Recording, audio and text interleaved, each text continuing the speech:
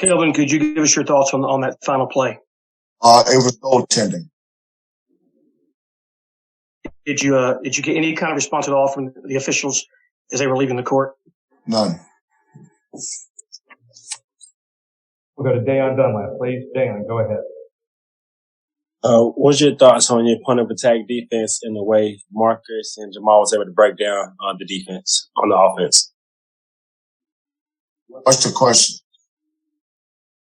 What's your assessment on your point of attack defense and the way Jamal and Marcus was able to break down Alabama on offense with the big dribble penetration? Quinterly's the elite point guard. I mean, he's elite. He's not good. He's elite. And I thought we did a decent job with him. But this Alabama is one of the top teams in the country. Do a good job of spacing the floor. I thought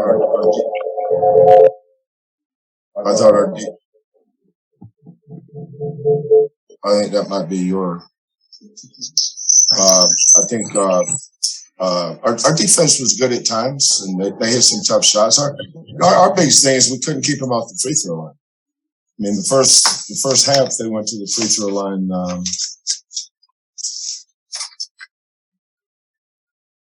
20 times. Second half we were better. They only went to the free throw line 11 times the second half. But look, we played good enough to win. The whistle blows. We walk out of here with a great win. I mean, let's not sit here and overanalyze this. Both teams played their hearts out.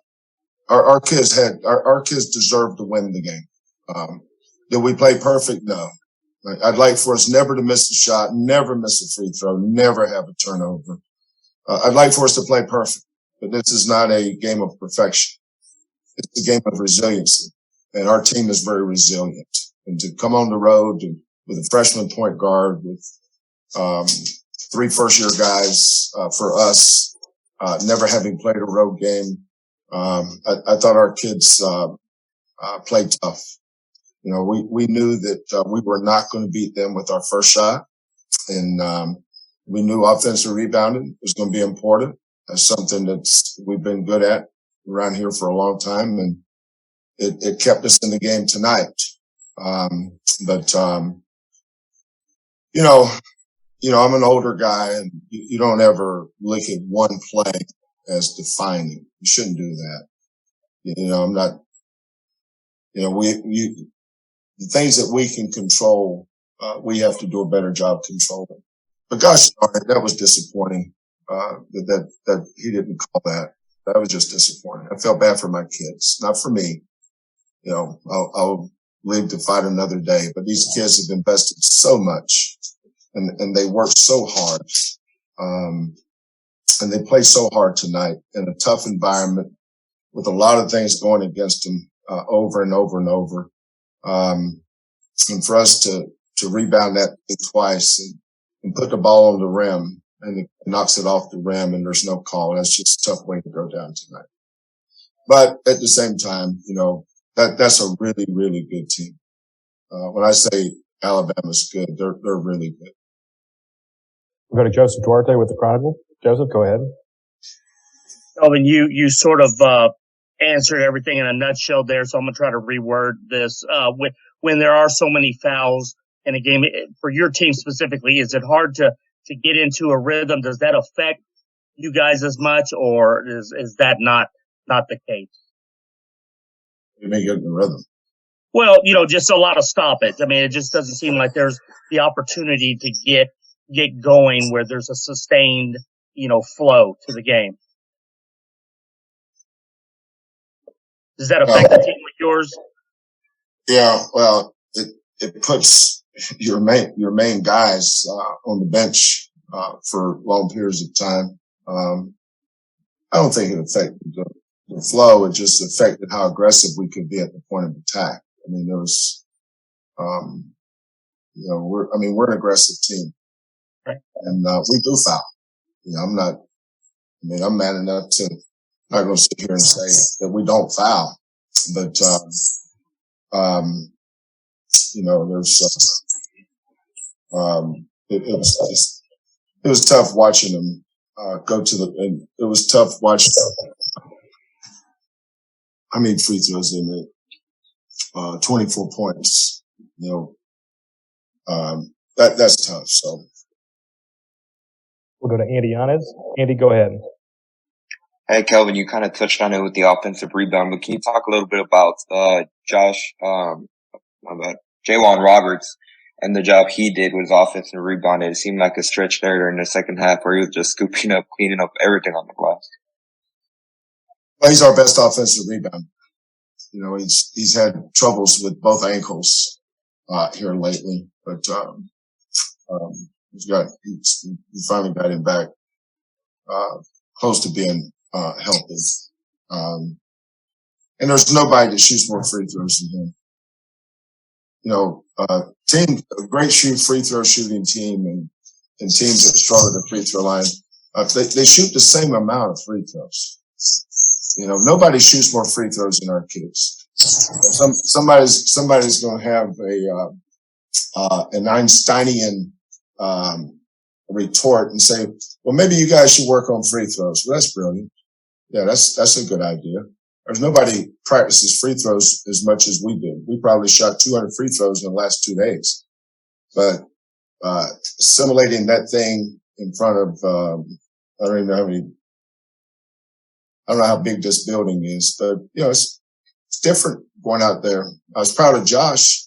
You know, Josh has really worked hard on his free throws. He went 4 for 5 tonight. Jaywan has been shooting his free throws well.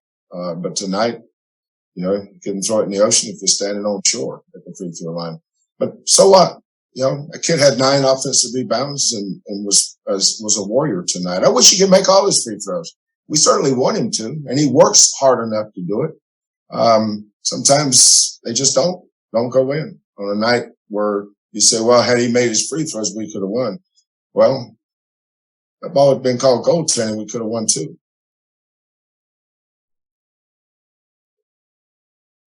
Daniel, go ahead. Yeah, Kelvin, you alluded to it in an answer previously. What kind of a step did your team take tonight? You always talk about this being, you know, a game by game process, get to where you want to be. But what kind of I don't know, statement's not the right word, but what kind of a step did your team take tonight, and what your ultimate goal is? Look, Darren, we came here to win the game. I mean, we scouted Alabama. We know how good they are, but we know how good we are too. You know, I mean, you know, they'd pull out the 4 or 5 points and we'd come back and tie it. Second half, we kept taking the lead. I don't think our kids felt like they made a statement or took a step forward. I think I was anxious before the game started because I'd never seen this group play on the road. I don't know if Alabama's played a road game or not. You know, they played Gonzaga on a neutral court. And so I'm sure Nate would feel the same way. You always want to see how your team's going to play their first true road game. You know, it's never easy playing on the road. I think we've won 31 straight at home. And there's a reason for that, because we're good. It's hard to beat a good team in their gym. It's hard. Alabama's not going to lose very many here. They're extremely well coached. They got great guards. They're athletic. Those fans aren't going to let them lose many. And they play good tonight. You know, Nate will tell you, Alabama really played well. But you know, we're a good team. And I think as the season goes on, we're going to get more production out of other guys. Marcus took some tough shots tonight, but, you know, we have to have more out of, you know, Tremont and Kyler go 2 for 13 on a night when we lose at the buzzer. You know, they got to do more, and they can because they're good enough. So, you know, we played good enough to win. We didn't play great, but we played good enough to win. And I think that's a credit to our kids and their resiliency and their toughness. But, you know, hats off to Alabama. You know, they made some tough shots. You know, the foul, the shot that Shackelford made where we fouled him. We really prepared for that play. We guarded it all night. And then the kid that was guarding him, I think, might have fell asleep for a second. That kid's too good. I mean, he's as good a shooter as he is in college basketball.